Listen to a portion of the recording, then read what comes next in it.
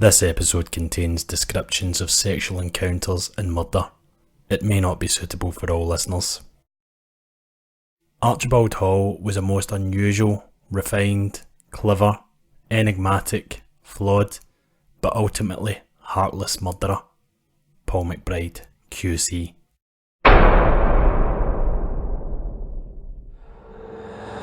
I'm GS, and this is Skinwalker.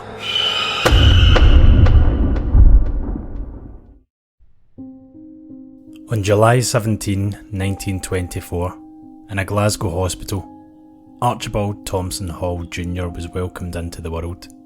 His parents, Archibald Thompson Hall Sr. and Mary Hall, née Macmillan, welcomed him into their home at Victoria Park in the west of Glasgow. His father was an army man, having served with the Royal Corps of Signals in the First World War. His mother was, like many women of her time, a housewife who took great pride in her home. The couple had married in Glasgow within the United Free Church of Scotland in January 1924, with Mary 4 months pregnant. It was standard at that time for a man to marry a woman should he impregnate her out of wedlock in a so-called shotgun wedding. Archibald Sr. was a Presbyterian man and one known for his beliefs. He was not averse to removing the family Bible from the house to conduct preaching sessions within the local area. This likely held some sway in his marrying of Mary, given the judgment which sex out of marriage drew at that period, especially for someone who held himself up as a lay preacher. Irrespective of their marital suitability, the Halls took home a healthy and happy baby. Archibald Jr. was growing up with a caring and compassionate nature. In 1931, when his parents opted to adopt a sister to Hall, named Violet, Archibald took to his fraternal duties well. The pair quickly became steadfast friends. Hall was a handsome boy, and from a young age boasted sallow skin with a square jaw and dark hair. In his autobiography, there are accounts of the gaggle of girls his age eager to have sexual relations with him, reportedly from the age of 13.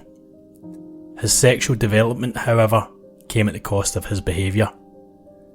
As his sexual appeal grew, his ability to toe the line waned just as quickly.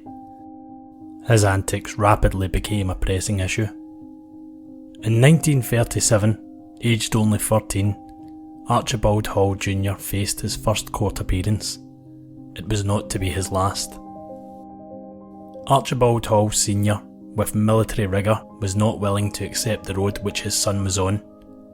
He moved the entire family out of Glasgow and sought a new locale, out of the city, to raise the family and minimise inner city Glasgow's impact on young Archibald Jr. During early World War II, Hall Sr. volunteered to return to active military duty. This meant that the entire family had to move once again. They were posted to Catterick in Yorkshire, nearby to the Catterick barracks where Archibald Sr. was serving.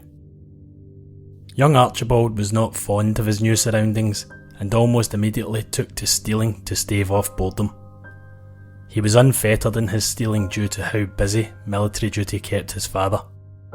The military police on the barracks, however, were eagle-eyed to his wrongdoings and raided the family home on the married couples section of the living site. When they searched Archibald Jr.'s room, they found several secret papers and memorandum. However, this discovery was entirely overshadowed by the remaining contents of Archibald Jr.'s cupboard. Archibald Jr., then nearing 16 and the age of possible military service, was secretly creating a homage to his idol, Adolf Hitler. Given the United Kingdom had declared war on Hitler's Nazi Germany in late 1939, his actions were deemed close to treasonous. At the same time, his mother had allegedly begun an affair with his father's commanding officer. His father's role within the war effort became untenable. Despite being informed his reason for dismissal was due to age, it was clear that the young Archibald's shrine was the reason for his tenure being cut short. The family were removed from Catterick with haste returning to Glasgow homeless and with their reputation in tatters. Upon his return, Archibald Jr.'s concerns were not on the lawfulness of his previous or future actions. Instead, it was on sex.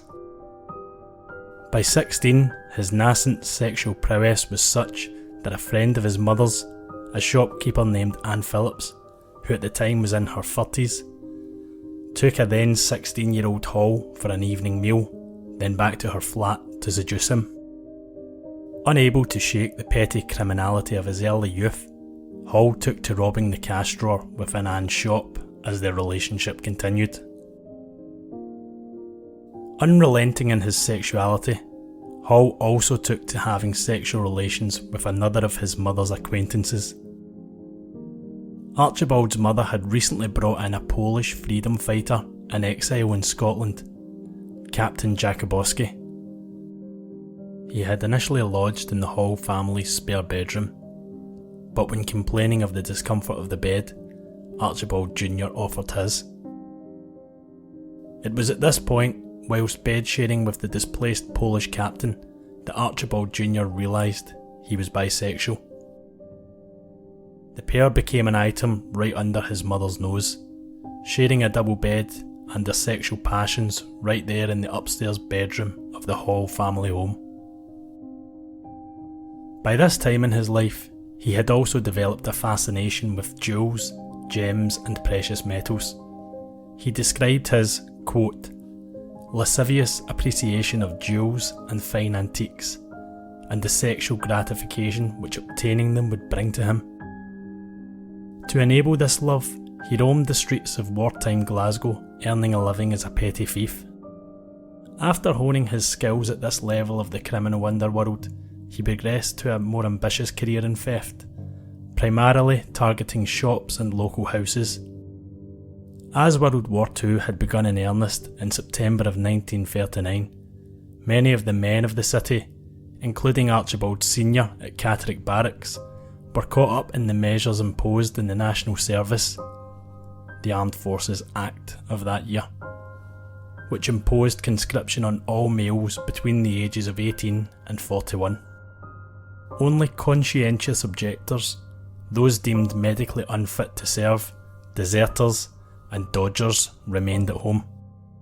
Even then, many of these were given non-combatant roles and nonetheless uprooted from their homes and families. This meant there was an abundance of isolated women running local homes and shops, and Hall knew just where to find them. One of his more elaborate scams was to dress up in expensive-looking clothing which he had likely stolen or acquired through other illicit means, and respond to advertisements in the paper for those seeking lodgings. He would visit the property to be shown around, with a fantastical story of parents returning from seeking their fortune in India, needing accommodation. While there, he would take notes and details on the property. These notes and details formed the basis for him then parting the valuables from the property. He even on one occasion, according to Hall, felt a diamond ring to be so valuable, he created a scam within a scam to get himself back upstairs in the property to steal it during his visit. He faked having dropped one of his outfit's silk gloves within the property and dashed away from the elderly owner. Upon his return, he was both glove in hand and ring in pocket. The scheme was so successful, and Hall such an ardent fan of performing these robberies, he felt the attention it must be drawing would put him at risk of jail time. He deemed it prudent to flee the mainland and take refuge on the Isle of Bute, a small island community off of Scotland's west coast, until sufficient time had passed allowing him to return. According to Hall, during this period, he openly wooed and bedded a string of lovers on the island, both male and female, who would frequent the bar in which he worked. Given the attitude towards gay relationships within Scotland at the time, especially in remote communities, it is likely that Hall at least somewhat fabricated or embellished his tale in this respect. Around this same period, his mother left his father and began to use the name Marion instead of her real name of Mary. Archibald Jr.'s life was not, however, merely elaborate scams and heady sexual trysts. His repeated returns to the Scottish court system resulted in a short jail sentence in 1941 for theft. A further appearance before the courts in that same year earned him a period of detention in a psychiatric unit. When the unit conducted their psychiatric analysis, the results were worrisome. He was, quote, abnormal in attitude and completely without any sense of shame or sorrow for his misdeeds, with no moral sense whatsoever. In the eyes of the psychiatrist, he was seen to further be a danger to society. Stays in psychiatric hospitals were to become a common feature in Hall's life, returning several times to various institutions throughout Scotland throughout his teenage years.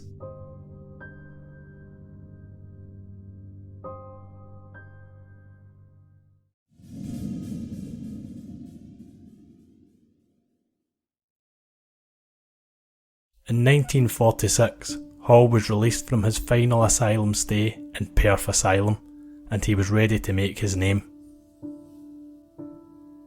Archibald Hall Jr.'s bisexuality would eventually become his buy-in to the glamorous lifestyle which he had dreamed of throughout his dreary Scottish upbringing. As being openly gay in those days was a criminal offence in Scotland and England, gay men mainly lived out their sexuality in clandestine, yet often elegant circumstances. If you knew where to look, you could find a like-minded lover. And if you met the specific right man, and your face, manners and look fit, you even stood a chance to be invited to some of the private parties within the underground gay scene of the time. With his charming personality and handsome visage, Archibald Hall's arrival within the inner sanctum of the gay community seemed almost preordained. According to Hall, one night while he frequented the dining room at the Central Hotel on Glasgow's Gordon Street, he noticed a well-groomed, handsome man with dark hair and dark eyes sat alone adjacent to his table. They locked eyes. The man invited Hall to take the vacant seat across his table. The man sat across from him was Vic Oliver. Vic Oliver was well known for two things. Firstly, his exceptional career as a comedian actor, and secondly, for being the, eventually former, son-in-law of Winston Churchill, Britain's wartime Prime Minister. Oliver had married Churchill's daughter Sarah in 1936, before their divorce in 1945. After the divorce, Vic did not stay a single man. He remarried another woman, Natalie Frances Conder, in 1946. At the moment in which Vic and Hall met, they had a connection and a bond. The two retired to Vic's room, where they allegedly had sexual intercourse. According to Hall, despite Vic's marriage, he and Hall became somewhat of an item. It was not uncommon for gay or bisexual men of the time to marry women and have secret trysts with men out with their public-facing heterosexual relationship. So, when Hall eventually found out that Oliver was married, it was unlikely to have been a point of concern for their relationship. He was then inducted into the glitzy world of celebrity. With Hall having moved to London, Vic Oliver then introduced the young Hall to his other secretly gay friends at illustrious parties in London. The ones whom Hall bedded included, according to himself, Terence Rattigan, Lord Boothby, Lord Mountbatten and Ivor Novello. While all of these men were strongly suspected of being, or indeed openly were, gay, they were all dead at the time which Hall made the statement. Their participation with Archibald Hall, or lack thereof, will never be fully known. It is also left to speculation in which capacity Hall met these men. While Hall makes these experiences sound like a meeting of the minds, some have speculated that Hall may have been a male prostitute in their service. Whatever the truth, what is known is that Archibald Hall knew how to use sex to his advantage and was unafraid of doing so under the bright lights of celebrity and of London. This first meeting in the Grand Central Hotel with Vic Oliver was also when Hall first used the name Roy Fontaine. This became his nom de guerre for the remainder of his life.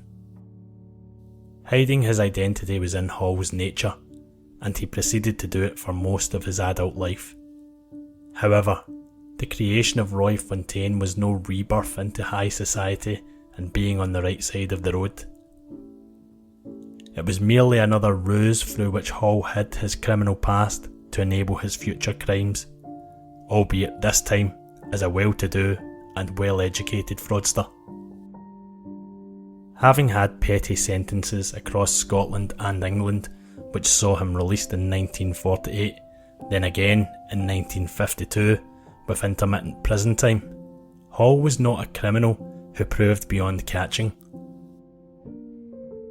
Upon his release, time after time his own self-admitted lascivious appreciation of jewels and antiques brought him back to crime and caused him to serve time at Her Majesty's pleasure. In 1953, a freshly released Hall headed from London to the front door of Esther Henry's antique shop on Edinburgh's Royal Mile. Newspaper reports had mentioned Esther Henry had recently acquired several items of historical importance and glossy appeal. Hall was determined to part the goods from their owner. Hall began to form a friendship with Miss Henry, utilising their time together in her shop to conduct reconnaissance for a planned raid. Along with an accomplice, a former prison friend, John Wotton, and a third party, George Ross Wham, the trio agreed they would strike. Returning to the store with Wotton and with both men in disguise and posing as American tourists, they chatted to Miss Henry. Facts on the raid vary. However, what is known is that through some combination of charm and cunning, Miss Henry was waylaid on a telephone call while the team robbed her of a decent sum of money, a large number of expensive jewellery pieces, and a collection of her private correspondence. The goods were replaced with substitutes to minimise the risk of being caught quickly in the aftermath. Hall even doffed his hat to Henry on the way out of the shop. The group promptly departed for London, hiding in seclusion for a month before being arrested after trying to sell the stolen goods to local antique dealers. Hall was allegedly pulled aside by the police prior to the trial, noting that should he choose to contest the charge, they may take a closer look at the conduct of his mother, Marion, and see whether her liberty was justified. Fearing the arrest of his mother, Hall pled guilty and was sentenced to 3 years imprisonment. His co-accused, Wotton, received 4 years. Strangely, Ross Wham fled Scotland and was rearrested in England, however, was never brought up to face the charge. Alan Nicol, a famous Scots solicitor, noted in his book on Archibald Hall, The Monster Butler, that it is interesting that a lady whom Hall had formed a friendly relationship with was unable to identify him prior to the heist, even if his appearance was disguised. Ross Wham, when interviewed by police, said that it was him who had conducted the raid, and Hall had merely directed proceedings beforehand. Whether Hall was the face of the crime or merely the brains behind it, his prison sentence did not serve as a deterrent for future crimes. Within months of his release, Hall had conducted a raid on a hotel in Slough with a local safe-breaker. He had also stolen a valuable antique from a property in Harlow, which he had attempted to sell to the son of Esther Henry, the woman whose stolen valuables had resulted in Hall's previous jail sentence. Unsurprisingly, he passed the details on to the police. Caught for both offences, Hall was to be tried and was released on bail. He was sentenced to 10 years 3 times for the 3 crimes, which luckily for Hall were to be run in tandem.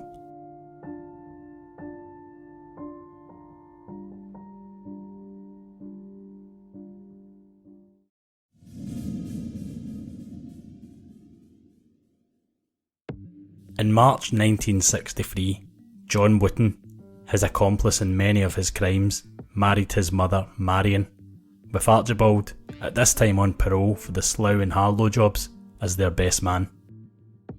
Hall's most audacious and historically doubted robbery had taken place in 1956 during one of his brief sojourns into freedom.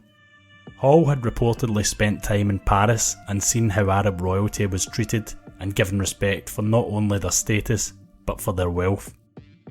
Identifying a mark in an upmarket hotel in London, Hall was reborn as Sheikh Medina with iodine skin and a camas and authentic looking headdress to complete the ruse. Willing to finance his own scams in the pursuit of future gains, the new Sheikh Medina was chauffeured in a Rolls Royce and given an expensive private chamber within the hotel. A barrage of calls were then made to the hotel from every form of high society demanding the Sheikh's attention. The calls were, of course, made by Hall and his accomplices. The iodine-stained Scottish Sheikh, believing himself deserving of better surroundings, asked the hotel staff to book him a room at the Dorchester, one of Mayfair's most exclusive hotels. This had two direct benefits. Firstly, it gave credence to the high-living Sheikh in need of the most opulent surroundings. Secondly, having the first hotel book the second added to Hall's Sheikh's legitimacy. As luck would have it, the suite which was provided had two exits, abutted through the bathroom. Struck with inspiration, Hall called for a number of the local Hatton Gardens jewellers to bring their wares to the suite for inspection. Acting disinterested with their offering, Sheikh Medina intimated his need to mull the purchases over in the bath. The local jewellers were only too willing to allow him to do so, with the items allowed into the locked bathroom suite of the bathing Sheikh. Once inside the locked room, Hall washed the iodine from his skin, removed his traditional Arab outerwear, donned a three-piece suit and walked out of the other door of the suite, many £1,000s richer. Despite the audacity of this crime, Hall alleges he was never caught.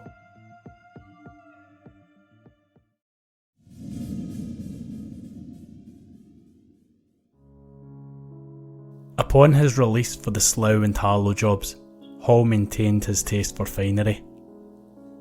Over his many stays within the prison system, he had taken to elocution lessons, intent on shaking off his Glasgow brogue for a more refined accent.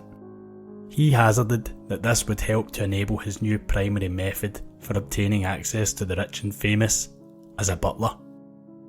Given that a life of servitude led the employed to have unfettered and uncontrolled access to much of the wealth and valuables of whom they were in service, the role naturally drew Hall's attention.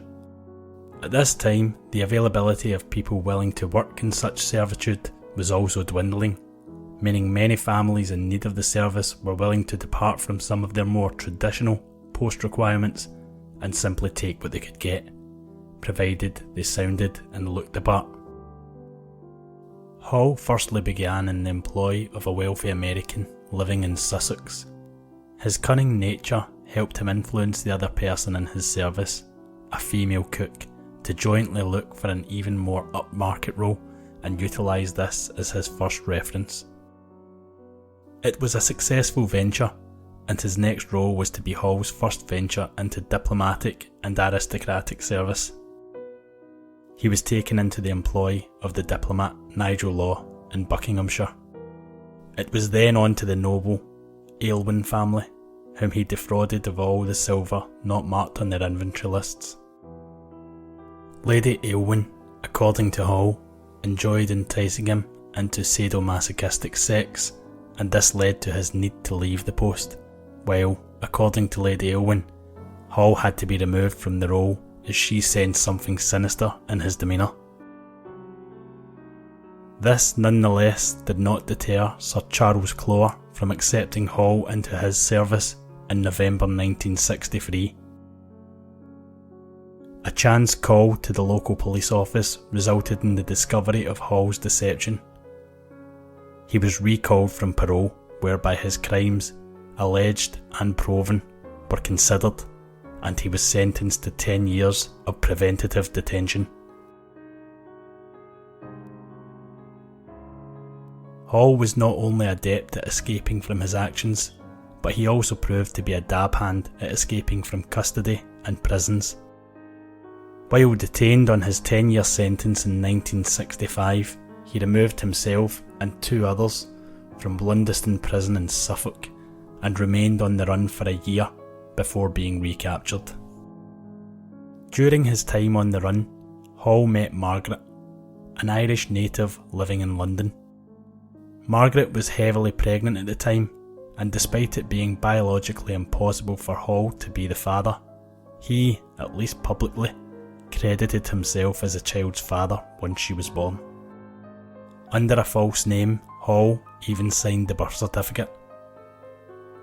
He then stated that he had married Margaret when she was 20 and he was 41. The newly married couple moved into service in a house in Paddock Wood, and coincidentally, the area saw an increased volume of petty criminality and robbery. Hall was recaptured at a party held by the family and returned to serve his sentence. Hall was confident that his brother Donald had made the call. After that, Margaret fled to Canada, leaving their daughter, named Caroline, entrusted to Hall's mother, Marion, and her partner, John Wooten. Once returned to prison, Hall again took to stealing. He attempted to remove the file of another prisoner from the records office, which he believed held value to the press. When caught, he implicated a warden in a deeply rooted internal bribery scam and abuses of power against inmates. The court listened to the arguments, deemed Hall to be unreliable, and subsequently acquitted the jailer at a trial. Not all of his ventures were so unsuccessful. Hall managed to spark another prison romance, falling in love with fellow inmate David Bernard. Bernard was a fellow robber, however, a markedly more violent one than Hall had proven to be at this juncture in his career. Bernard had hundreds of convictions on largely theft and housebreaking charges, with his violent streak meaning he was not averse to using guns and clubs in his endeavours. The two shared tender moments while incarcerated and became codependent, as opposed to Hall's previous criminal associations, which were always co-defendant. Despite Hall's self-confessed codependency, he took parole in 1972, while Bernard was still incarcerated. He sought employment in a local hospital, meeting a future accomplice, Mary Coggle, while working there. Coggle was utilised as a go-between for messages from both Hall and Bernard, and was romantically involved with both men.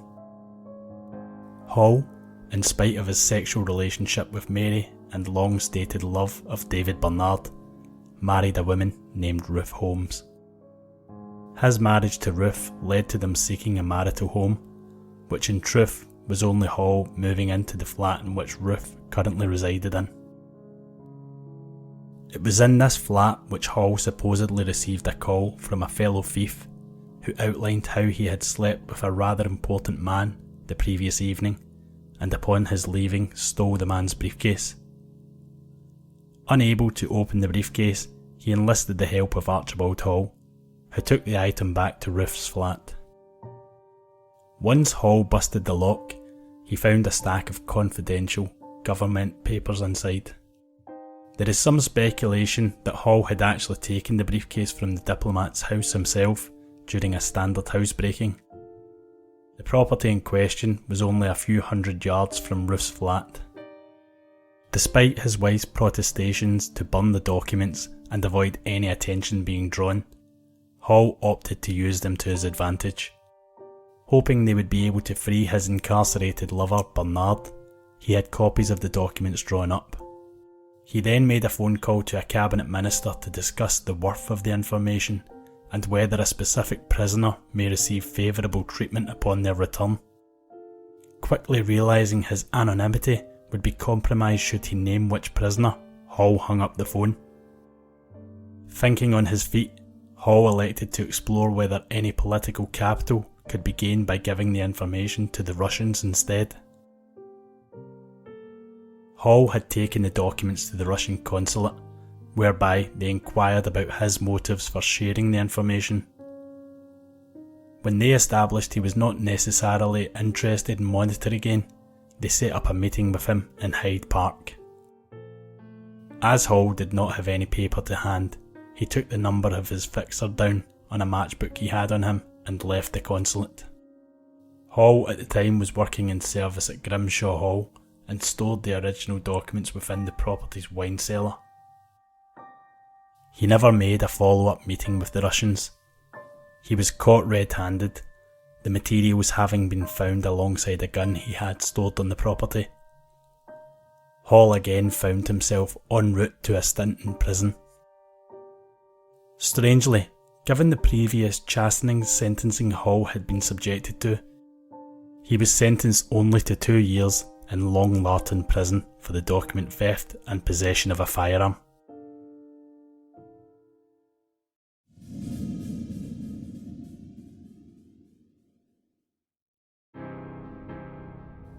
It was at Long Larton prison where Hall would meet the man who would ultimately become his downfall. While in Long Larton, Hall met a young gay man named David Wright. Wright was, as Hall's choice in men tended to be, a thief. While not as storied a thief as Hall himself, or as dangerous as David Bernard, he nonetheless won Hall's heart and mind during his time in Long Larton prison. When Hall was released, he returned to living in service, this time for elderly Lady Margaret Hudson of Kirtleton and Dumfries and Galloway. He had seen the advertisement in an upmarket magazine, Country Life, and having feigned several references, both over the telephone and in writing, he was eventually appointed to the role of butler. The role was progressing nicely, both in terms of Hall's ineffectiveness as a butler not being uncovered, and his plans to rob Lady Hudson. Once Wright had been released from Long Larton himself, he contacted Hall's long-standing accomplice, John Wotton, inquiring after Hall. Hall then made arrangements for Wright to come to Lady Hudson's property so the pair could have sex. However, once there, Wright liked the place and managed to obtain himself the role of gamekeeper of the estate. Wright confided in his former prison lover that the change in scenery suited him, primarily as he was on the run from a murder charge relating to an Asian man in a public toilet. Wright's conduct at Kirtleton began to become problematic. His drinking, gambling, and incessant want to push forward the inevitable heist on Lady Hudson's property ran in contrast to Hall's plan. Hall wanted the same outcome as Wright, but he wanted to rob the property once he was safely out of Lady Hudson's employ. According to Hall, after an argument between the pair, Wright threatened to reveal Hall's criminal past to Lady Hudson. Hall had discovered Wright had in fact begun to rob Lady Hudson's items, starting with a small ring. He raged at Wright that he was jeopardising an incredibly lucrative opportunity. Wright became impassioned and an argument ensued, after which Wright left the property for the pub. After that, he got incredibly drunk. Once he returned, he aimed a gun at Archibald Hall's head and issued a threat to bring the robbery forwards or else. Luckily for Hall, the drunken Wright then broke into a self-pitying sob and begged forgiveness. Hall resolved that Wright would pay with his life for his actions. He phoned John Wotton to make him aware of the designs he had for David Wright. In the morning, Hall approached Wright and, mentioning the overnight arrival of John Wotton, asked if he would like to accompany them and go shooting within the grounds. Wright agreed. According to Hall, he carefully selected the gun which Wright had threatened him with the previous evening. Hall carefully examined Wright, counting the shots he was taking. Sure that the man's gun had to be empty, Hall inquired as to whether he had any cartridges remaining. When Wright mentioned that he was indeed out of ammunition, Hall proceeded to chide him about his conduct the previous evening. Archibald Hall spelt out for David Wright what was to come. He outlined his issues with Wright's conduct and then finished his speech by stating, "You've ended up on the Scottish moors, and this is where you're going to die. The only use you ever had was to be fucked." To be continued next week. Thank you for listening to part 1 of Archibald Hall, the Monster Butler. We really appreciate the support we have had from our community after our first 2 episodes and hope that you enjoy this show also. We would really appreciate if you have enjoyed today's show if you asked one friend to listen so that our show is able to reach more true crime fans and help grow this wonderful community. Let us know who you have told via DM on Twitter or Instagram at Skinwalker True Crime. We would also like to say a special thanks to our listeners who have rated and recommended us and let us know via Instagram. Rochelle, Sinanor and Jade Crombie, and also Axe and Her Purse, who not only makes great true crime bags, but also guessed that this would be our first 2-part episode.